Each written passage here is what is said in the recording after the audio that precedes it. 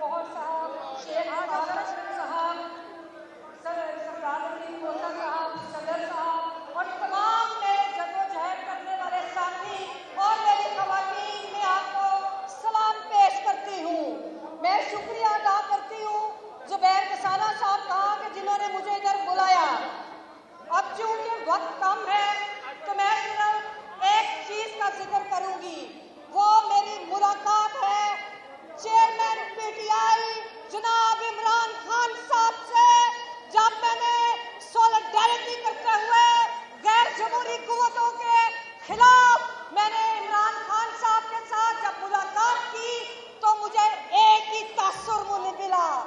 उनके साथ मुलाकात का एक ही पैगाम था और वो पैगाम था no deal, no deal, no compromise and no surrender.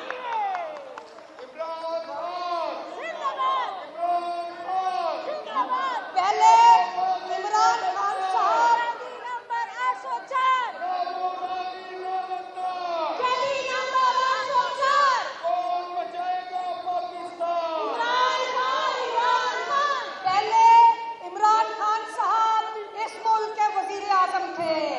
लेकिन 8 फरवरी को पूरी अवाम ने जस्टिस फाइज ईसा के फैसले को तारीख के कूड़ेदान में फेंकते हुए फैसला दिया कि इमरान खान इस मुल्क का वजीर आजम है। इन जर्नलों ने पाकिस्तान की तारीख से कोई सबक नहीं सीखा। पहले मैंडेट चोरी करके आपका मुल्क 2 लाख किया, आज फिर उन्होंने पाकिस्तान के अवाम का मैंडेट चोरी किया है।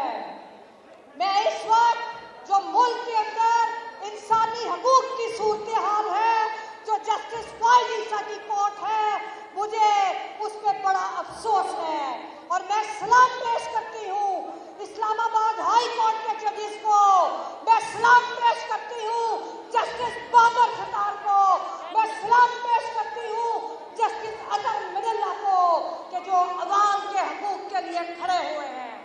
और आखिर में मैं ये तजवीज़ दूंगी कि ये क्या एक्सटेंशन लगा रखी है। अगर किसी ने जस्टिस फाइज ईसा या जनरल मुनीर के एक्सटेंशन की बात की तो फिर सारे पाकिस्तान की जमहूरी कुव्वतें, वुकला और पीटीआई के साथी हम इस्लामाबाद की तरह